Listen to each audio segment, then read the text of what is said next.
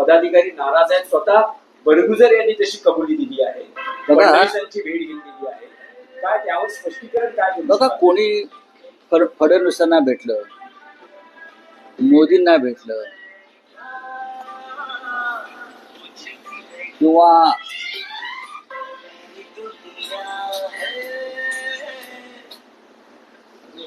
कसं काय झालं आपोआप. त्याच्यामुळे नाराजी आहे. मुख्यमंत्री आहेत या राज्याचे, ते महानगरपालिकेच्या काही संदर्भात भेटले असतील, त्यांना भेटावं असं वाटलं असेल. आम्ही भेटत नाही. आमच्यासारखे लोक किंवा कडवट शिवसैनिक टाळतात अशा भेटीगाठी. याच्यामुळे आपल्या सहकाऱ्यांमध्ये गोंधळ होईल, संशयास्पद वातावरण निर्माण होईल. अशा भेटी नेहमी टाळायच्या असतात अशा वेळेला, जेणेकरून आपल्याविषयी संशय निर्माण होईल. आणि कोणाला भेटण्याची इच्छा असेल तर त्या इच्छेविरुद्ध कोणी कायदा आणलेला नाहीये ना. इच्छा मरणाचा कायदा आहे, पण इच्छा मारण्याचा कायदा नाही. नाशिकमध्ये मीडियातून ज्या बातम्या येत आहेत तसं नाही. एखाद दुसऱ्या व्यक्तीनं नाराजी व्यक्त केली म्हणजे संपूर्ण शिवसेनेमध्ये फाटाफूट आहे. व्यक्ती म्हणजे शिवसेना नाही. आणि त्या व्यक्तीला नाराजी व्यक्त करण्या एवढी प्रतिष्ठा त्या पक्षानं दिलेली असते. ठीक आहे, आज पक्ष अडचणीत आहे. लोकांना लाभ हवे आहेत, तर लाभासाठी लोक पक्ष बदलतात. कोणत्या महान विचारानं कोणी पक्ष सोडला असेल तर मला सांगावं. आणि नाराजीचं म्हणाल तर एकनाथ शिंदे हे शिवसेनेत पण नाराज होते, आणि एकनाथ शिंदे आता फडणवीस यांच्या बरोबर सुद्धा नाराज आहेत. पहा त्यांचा चेहरा तुम्ही. या महाराष्ट्राच्या राजकारणात फक्त एकच व्यक्ती मला कधी नाराज दिसत नाही, ती म्हणजे अजित पवार. ते त्यांचं कौतुकास्पद स्किल आहे. तुम्ही कधी पहा, म्हणजे काही असेल, मला अजित पवार कधी नाराज दिसले नाही. ते शरद पवार साहेबांबरोबर असोत, ते फडणवीसांबरोबर असोत, प्रधानमंत्र्यांनी त्यांच्यावर 70,000 कोटीचा सिंचन घोटाळ्याचा आरोप केला तरी ते नाराज नव्हते. उद्धव ठाकरे यांच्याबरोबर ते सगळ्यात खुश होते. आता माणसानं का आणि कशा करता नाराज हवं हा त्याचा व्यक्तिगत प्रश्न आहे, हा राजकीय प्रश्न नाही. सगळं काही माझ्या मनाप्रमाणे होईल या भूमिकेत काही राजकीय लोक असतात, तो कार्यकर्ते असतात. पण पक्ष हे संघटन असतं. पक्ष कोणाच्या मालकीचा नसतो. मग शिवसेना असेल, काँग्रेस असेल, राष्ट्रवादी काँग्रेस असेल, पक्ष हा सगळ्यांचा असतो आणि सगळ्यांच्या मतानं चालायचं असतं. मी म्हणजे पक्ष नाही, हा जेव्हा अहंकार निर्माण होतो तेव्हा त्या व्यक्तीच्या अधपतनाला सुरुवात होते. मी म्हटलं ना की एकनाथ शिंदे उद्धव ठाकरे यांच्याबरोबर पण नाराज होते, आणि आता जिथे आहेत तिथे फार खुश नाहीये. अशा व्यक्तींच्या आजारावर कोणताही उपाय नसतो. बडगुजर हे म्हणजे नाशिकची शिवसेना नाही, ते आमचे सहकारी आहे. एक लक्षात घ्या, ज्या क्षणी एखादी व्यक्ती काही निर्णय घेते त्यानंतर आम्ही बोलतो, या क्षणी ते शिवसेनेमध्ये आहे. मला त्याच्यावर बोलायचं नाही, पण त्या मला बोलायचंच नाही. जो अलीकडे बॉम्ब टाकला होता की नाशिक मधून शिवसेना युपीटीतून अनेक गिरीश महाजन यांनी सामनातही तो उल्लेख केलेला आहे आणि वादग्रस्त हे भारतीय जनता पक्षाचे लोक आहेत किंवा शिंदे गटाचे लोक आहेत. त्यांचा एकच एजेंडा आहे, पक्ष फोडणं. ते आपापल्या मंत्रालयातली कामं करतायत का? गिरीश महाजन यांच्याकडे आपत्ती व्यवस्थापन असं मंत्रालय आहे माझ्या माहितीप्रमाणे, बरोबर ना? ते सुद्धा मोठ्या मिनतवाऱ्या करून त्यांना मंत्रिमंडळात घेतल्याची माझी माहिती आहे. त्यांना मंत्रिमंडळ घेण्यास केंद्रीय समितीचा विरोध होता, कारण यांच्या भ्रष्टाचाराची आणि इतर अशी प्रकरणं आहेत. गिरीश महाजनांच्या मंत्रालयामध्ये अभिषेक कौल नावाचा व्यक्ती कोण आहे? हा एक ठेकेदार आहे, बिल्डर आहे. तो गिरीश महाजनच्या कार्यालयात बसतो आणि त्याचा फोन आल्याशिवाय आपत्ती व्यवस्थापनाची कोणती फाईल गिरीश महाजन मंजूर करत नाहीत. हा अभिषेक कौल सगळे व्यवहार बाहेर करतो, त्याच्याकडे पैसे जमा करायचे. आपत्ती व्यवस्थापन हा सामान्य माणसाशी संबंधित खातं आहे, लक्षात घ्या. 350 फाईल गिरीश महाजन यांच्या मंत्रालयामध्ये पडून आहेत, कारण त्या 350 फाईलचे व्यवहार व्हायचे आहेत. आणि सगळे व्यवहार मिस्टर फडणवीस, लक्षात घ्या मी काय सांगतोय ते, आणि सगळे व्यवहार हा अभिषेक कौल नावाचा ठेकेदार आणि बिल्डर जो नेमलेला आहे गिरीश महाजन यांनी, तो करतोय. माझ्याकडे फडणवीसांनी मागावं, मी द्यायला तयार आहे, पण मला माहिती आहे तुम्ही कारवाई करणार नाही. पण या राज्याला कळलं पाहिजे काय लायकीचे मंत्री फडणवीस यांच्या मंत्रिमंडळामध्ये आहे. देवेंद्र फडणवीस यांनी जे त्यांच्या भोवती साधू संतांचं महामंडळ जमा केलंय, त्यातले एक साधू संत गिरीश महाजन त्याला. खरं म्हणजे काल ते कुंभमेळ्यानिमित्त साधू संतांची बैठक होऊन अनेक साधू संतांच्या चरणस्पर्श करत होते.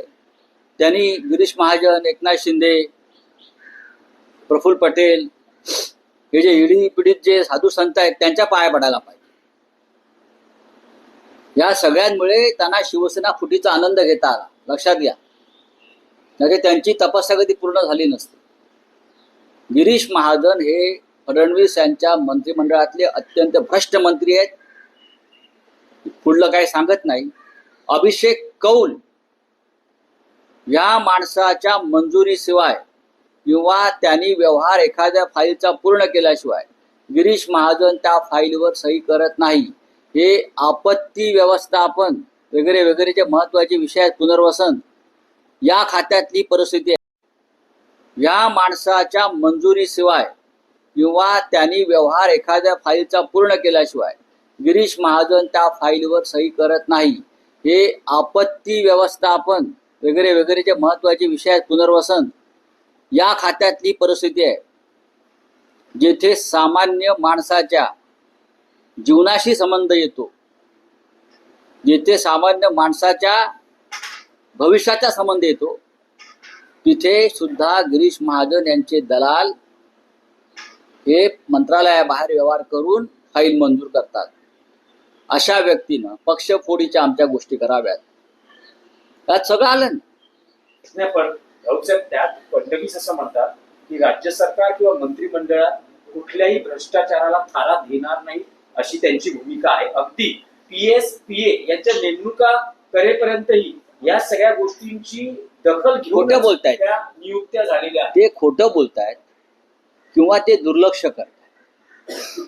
त्यांच्या हातात भ्रष्टाचार नियंत्रणाचं कोणतंही आता काम नाही आहे. त्यांच्याकडे अँटी करप्शन आहे, पोलीस खातं आहे.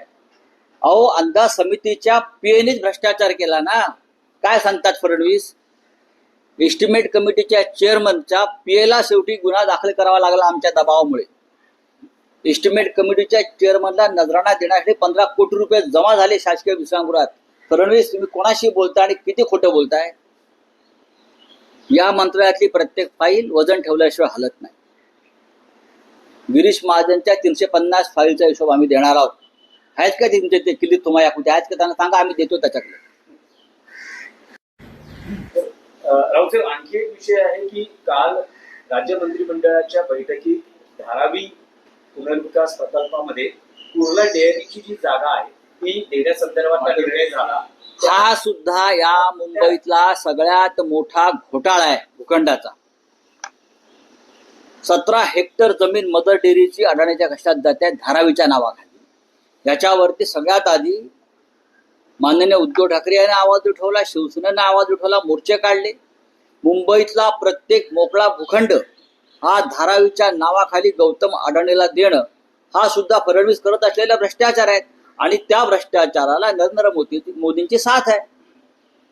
17 हेक्टर, अहो धारावीचा भूखंड जेवढा मोठा आहे त्याच्यामध्ये पुनर्वसन होऊ शकतं, त्याच्यामध्ये त्यांचा जे काही इन्व्हेस्टमेंट आहे ती त्यातून निघू शकते.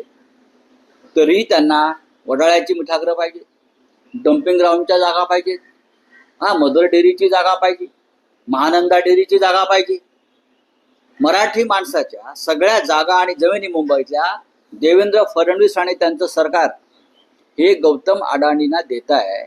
खरं म्हणजे एकनाथ शिंदे हे स्वतःला जे शिवसैनिक वगैरे मानतायत ना, मराठी माणसाचे तारणहार, लाज असेल त्यांच्या आणि त्यांच्या लोकांना, तर या मुंबईच्या लुटीविरुद्ध ते उभे राहतील आणि बोलतील, हिंमत असेल तर. अर्थात हिंमत असेल तर. नाही, पण राऊसाहेब, त्याच विषयाला एक प्रश्न आहे की आतापर्यंत विरोधी पक्ष या विषयावर काही आरोप किंवा नाराजी व्यक्त करत होता, पण काल राज्य मंत्रिमंडळाच्या बैठकीत खुद्द मुख्यमंत्र्यांच्या सहकार्यांनी म्हणजेच एनसीपीच्या मंत्र्यांनीही सवालवजा नाराजी उपस्थित केली आहे. त्यांनी असं म्हटलं की आतापर्यंत सुमारे 550 एकर जमीन धारावीच्या पुनर्विकासासाठी देण्यात आली.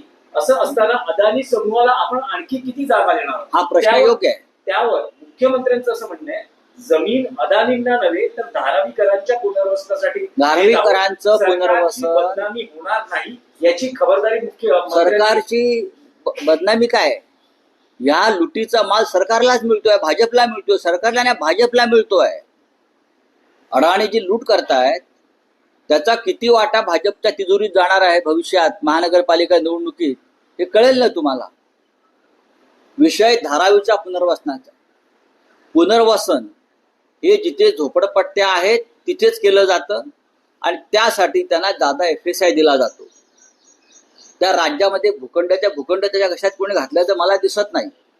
ही पहिली केस आहे या जगातली की एका वसाहतीच्या पुनर्वसनासाठी अख्खी मुंबई घशात घातली जाते एका बिल्डरला.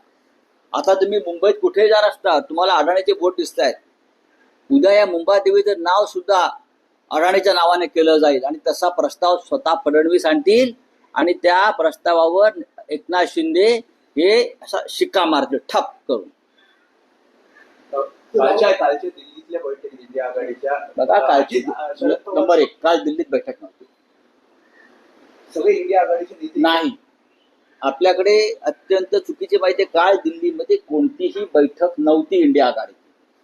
इंडिया आघाडीची जर बैठक असेल तर तिथे उद्धव ठाकरे असतील, स्वतः शरद पवार असतील, अखिलेश यादव असतील, बरोबर आहे, त्यानंतर लालू यादव असतील, ममता बॅनर्जी असतील, हे सगळे प्रमुख लोक असतील. काल जो एक ड्राफ्ट तयार करायचा होता विशेष अधिवेशनासंदर्भात, ती ड्राफ्ट साधारण बाबा हा ड्राफ्ट किंवा त्या सह्या किती झालेल्या त्या संदर्भातली जी एक तांत्रिक बाबी माझं उत्तर पूर्ण व्हावं त्यासाठी आम्ही 4 ते 5 काही लोक बसलो आणि त्या संदर्भातल्या सगळ्या सह्यांची छाननी करणं, ड्राफ्टची छाननी करणं आणि पुढे आपल्याला ही मागणी कशी पुढे नेता येईल त्या संदर्भात विचारविनिमय करणं, अशी एक बैठक जी आहे ती वेगळ्या प्रकारची बैठक, इंडिया आघाडीची बैठक. आणि कालची इंडिया आघाडीची बैठक ही राहुल गांधी बोलवली. काल तृणमूल काँग्रेसच्या काही नेत्यांनी या संदर्भात पुढाकार घेतला आणि त्यातून आम्ही 4 लोक बसलो. शरद पवार अजूनही तुमचं जे विरोधी पक्षाचं मत आहे की विशेष अधिवेशन बोलवण्यात यावं याच्याशी ते सहमत नाहीये. त्याचं हे म्हणणं आहे की देशाच्या सुरक्षेशी संबंधित अशा विषयावर संसदेत चर्चा होऊ नये, पण विरोधी पक्षाचं असं म्हणणं आहे की खासदार जर परदेशात भूमिका मांडत असतील तर देशात भूमिका मांडायला काय हरकत आहे. बरोबर आहे ते, पण पवार अजून त्याच्याशी स्वतः नरेंद्र मोदी या सगळ्या विषयाचं राजकारण करतायत. त्याचं हे म्हणणं आहे की देशाच्या सुरक्षेशी संबंधित अशा विषयावर संसदेत चर्चा होऊ नये, पण विरोधी पक्षाचं असं म्हणणं आहे की खासदार जर परदेशात भूमिका मांडत असतील तर देशात भूमिका मांडायला काय हरकत आहे. बरोबर आहे ते, पण पवार अजून त्याच्याशी स्वतः नरेंद्र मोदी या सगळ्या विषयाचं राजकारण करतायत. स्वतः नरेंद्र मोदी हे काय म्हणतात, ब्रिगेडियरच्या किंवा आर्मीच्या वेशामध्ये प्रचार करतायत, जो गुन्हा आहे. सैन्याबाहेरच्या व्यक्तीनं सैनिकी वेशामध्ये वावरणं, तो ड्रेस घालणं हा कायद्यानं गुन्हा आहे, हे लक्षात घ्या. आणि हा कायदा ह्यानेच तयार केलेला आहे. हे सगळे बेकायदेशीर कामं करत असताना संसदेत चर्चा करायची नाही, ही भूमिका चुकीची.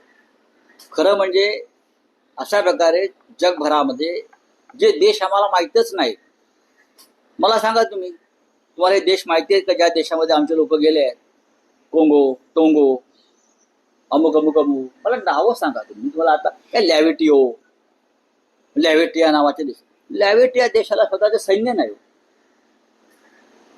त्यांची आर्मी नाही आहे, तिकडे पोलीस नाही आहेत.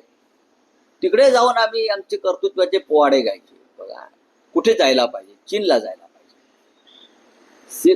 जे आधी नेबरिंग कंट्री आहे तिथे जाण्याची हिंमत दाखवायला पाहिजे. म्यानमारला जायला पाहिजे, नेपाळलाही जायला पाहिजे, अफगाणिस्तानला जायला पाहिजे, त्यानंतर रशियाला जायला पाहिजे, अमेरिकेला जायला पाहिजे.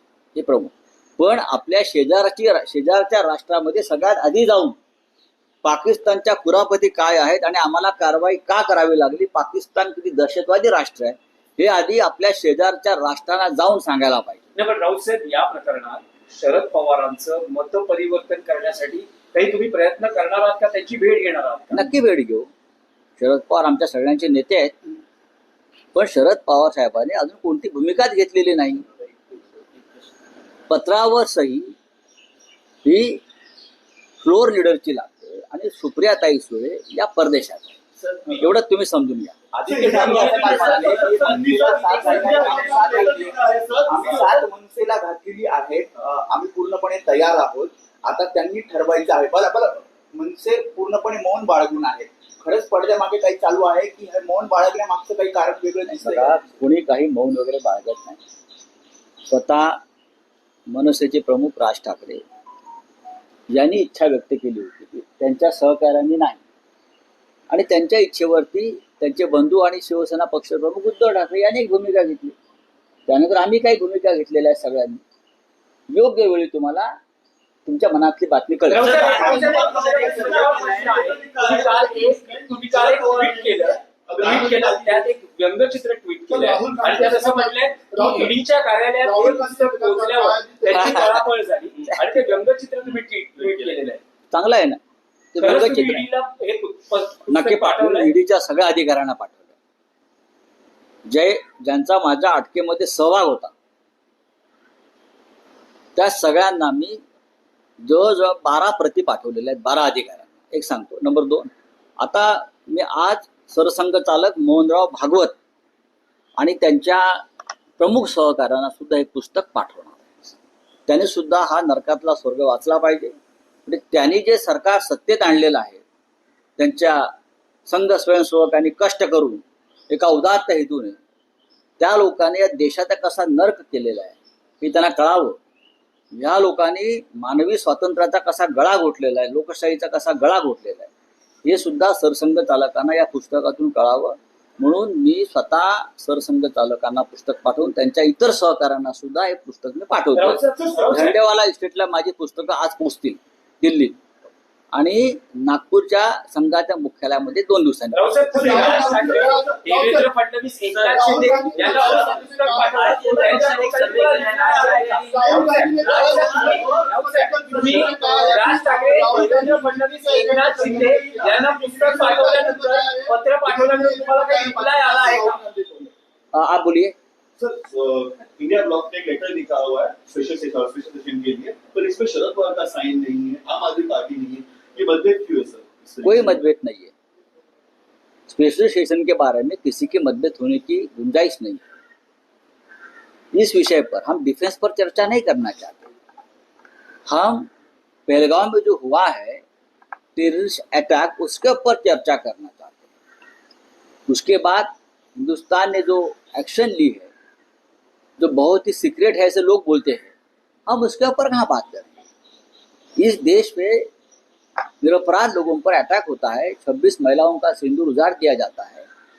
उसके ऊपर अगर हम स्पेशल सेशन की मांग करते हैं तो उसके ऊपर चर्चा होनी चाहिए.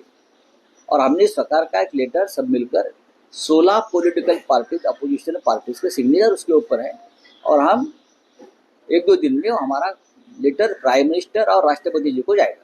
तो शरद पवार कहते हैं कि इंडियन आर्मी सवाल नहीं उठाना चाहिए. बस दूसरी ओर से कोई सवाल नहीं उठा रहे हैं. पाकिस्तान के जो मंत्री है वो अपनी जनता को बताते हैं. इनफैक्ट रशिया में जो हुआ उसके बारे में उनको जनता को बताया जा रहा है. बताना चाहिए. डेमोक्रेसी में सबसे बड़ी बात है, जो सरकार कर रही है उस बारे में जनता को अवगत करना चाहिए, विश्वास में लेना चाहिए. पाकिस्तान में स्पेशल सेशन हो गया, वहाँ के प्रधानमंत्री जनता से डायलॉग कर रहे हैं. हाँ, रशिया में जो कल यूक्रेन का हमला हो गया उस बारे में पुतिन जनता से डायलॉग कर रहे, जेलेंस्की ने जो हमला किया, जेलेंस्की ने अपनी जनता को बताया क्या हो गया है। लेकिन एक देश है जो सबसे बड़ी डेमोक्रेसी मानते हैं, वहाँ सब कुछ छुपाया जाता है। Thank you. सीरियस से कहा है कि